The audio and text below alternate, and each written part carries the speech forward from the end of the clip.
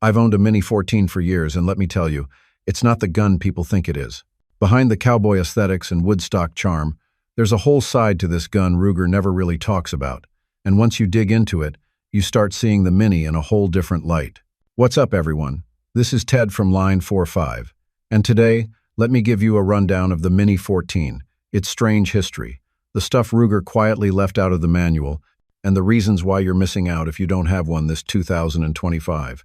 Before I start, I would really appreciate it if you would push those buttons below, the subscribe button, the notification bell, all of them.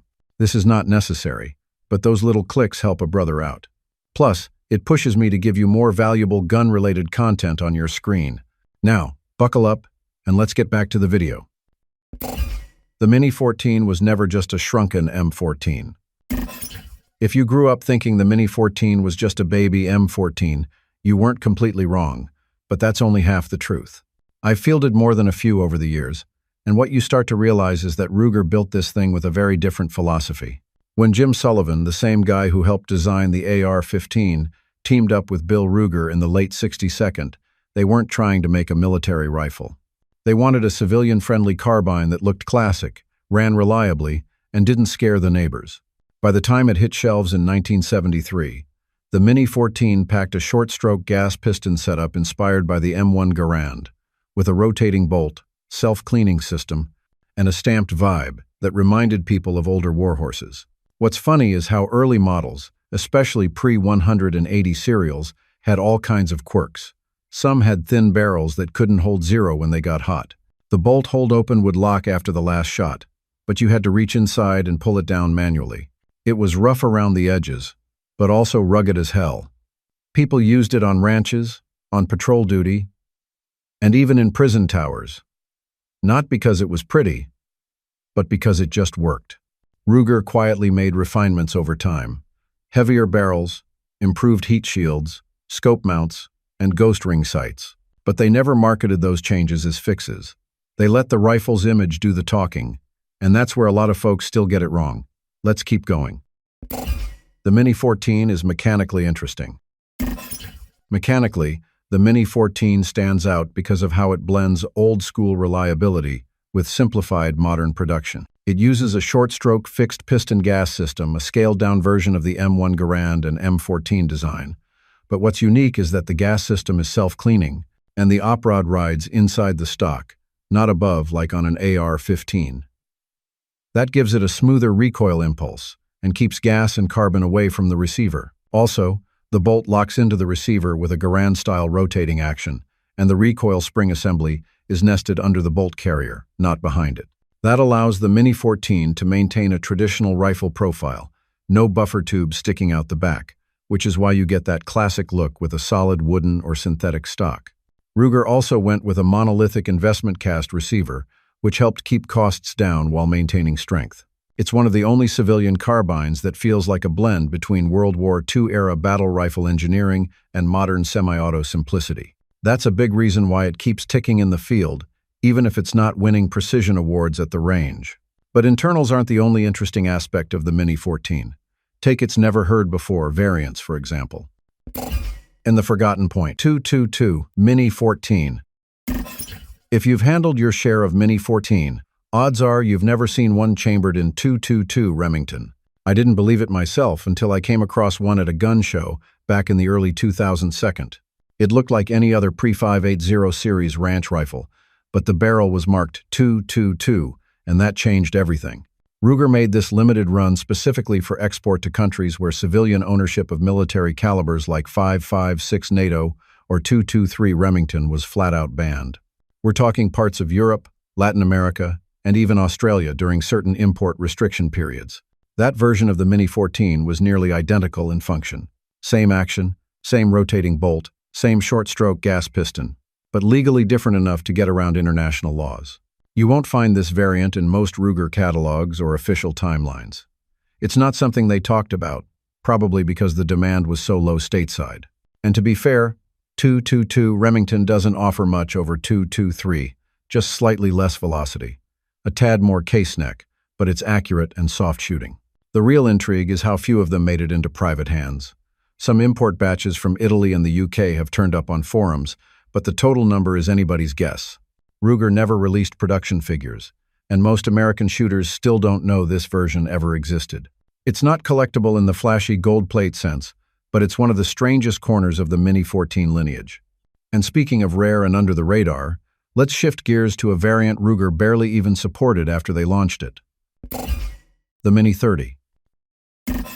Back when surplus 7.6 2x3 ammo was flooding into the States and AKs were getting imported by the crate, Ruger made a move. In 1987, they rolled out the Mini 30, which is a rifle that looked and felt like the Mini 14 but chambered for the Soviet cartridge. On paper, it made perfect sense. Match the reliability of the Mini action with an affordable, soft-kicking 30 caliber round that could drop hogs and deer just fine. I picked one up in the early 2002 for brushwork in Oklahoma. It ran steel case ammo without complaint and handled like a proper utility rifle, especially in the thicker timber. But Ruger never really backed it up with infrastructure. For one, factory mags for the Mini 30 were scarce and overpriced compared to AR or AK mags. And aftermarket support was hit or miss. Worse, the early Mini 32nd had firing pin profiles better suited for softer commercial primers. You ran steel case Wolf or Tula, and light strikes weren't uncommon, especially when the hammer spring started to wear. Ruger improved this over time, but the damage was done. The Mini 30 became a good idea rifle that Ruger never fully committed to. It's wild because the demand was there. Even today, a lot of guys would rather hunt hogs or whitetails with a 30 cal carbine than a 223. But Ruger kind of left it on the shelf. They focused on other models, and the Mini 30 quietly aged into obscurity. But you know who took the Mini 14 more seriously? Certain police departments and even foreign military outfits. The Mini 14 goes to war.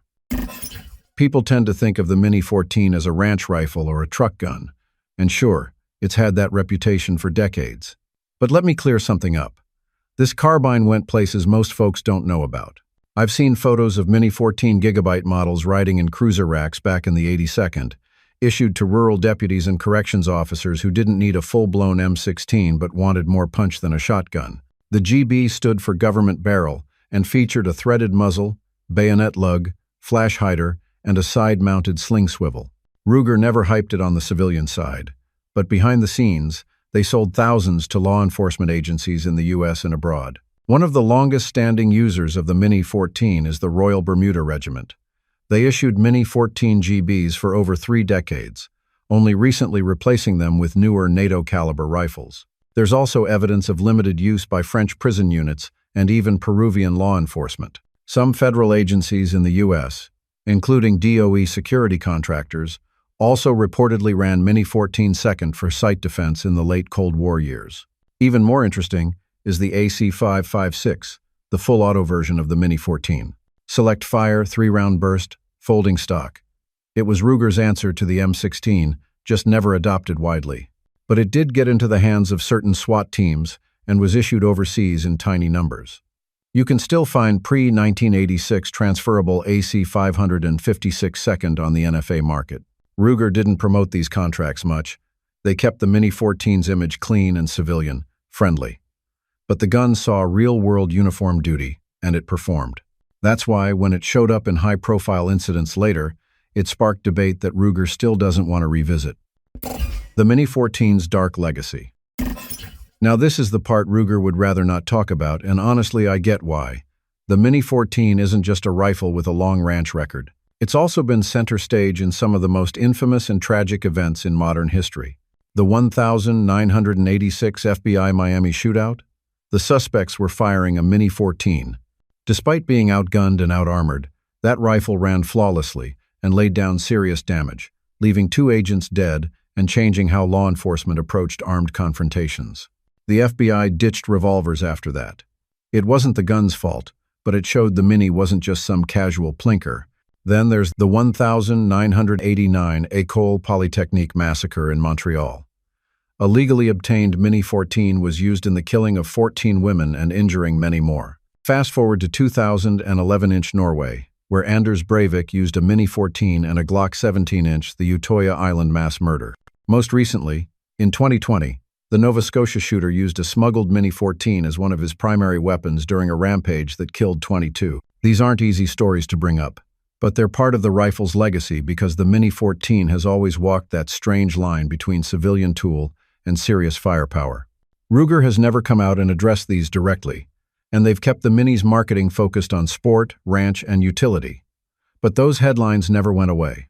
They live in the court documents, the after-action reports, and the hard conversations. And yet, through all that, the Mini 14 kept selling. So let me talk about the one feature Ruger almost never highlights, but finally got right after decades of user feedback.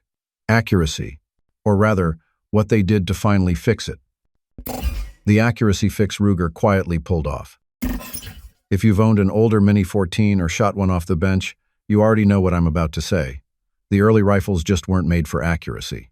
I remember my stainless ranch model from the 92nd. It looked great, ran clean, and felt balanced. But put 5 rounds downrange too fast, and your group spread like buckshot at 100 yards. Heat soaks warped the pencil-thin barrels, and that oversized gas system slapped the bolt hard enough to nudge the whole rifle around mid-cycle. You could squeeze a 3 to 4 MOA group with decent ammo, but you had to work for it. Then something happened around 2003. Ruger didn't make a big announcement, didn't slap a new and improved banner on the box. But if you were paying attention, you noticed the barrels got heavier. They shortened the gas port. They started machining the receivers with tighter tolerances. By the time the 580 series rolled out in 2007, the accuracy story had changed. I picked up a newer Mini and ran a few boxes of Federal soft points through it. The groups weren't just better, they were consistent. Under 2 MOA with factory ammo was suddenly doable, and with a good optic, it was more than just a nostalgia piece. But Ruger still doesn't talk much about that fix. It's almost like they'd rather let the old rep hang around so expectations stay low. The rifle improved, quietly, steadily, and a lot of shooters still don't realize it. Now here's the thing. Even with that fix, the Mini 14 hasn't taken over the market. In 2025, it's not competing with high-end ARs or over-the-top piston-driven rigs. So why is it still alive? Why the Mini 14 still sells in 2025? Let's be honest here. In a world where $600 AR-15 second are everywhere and even budget rifles shoot dime-sized groups, the Ruger Mini 14 shouldn't still be on the shelf.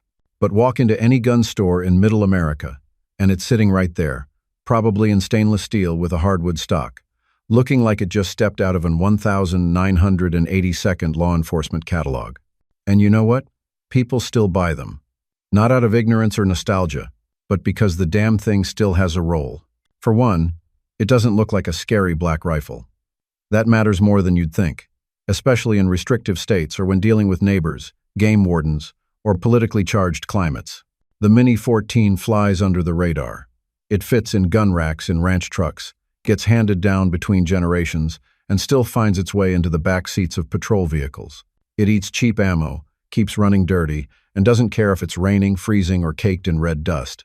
And maybe most importantly, it still feels like a rifle, not a platform.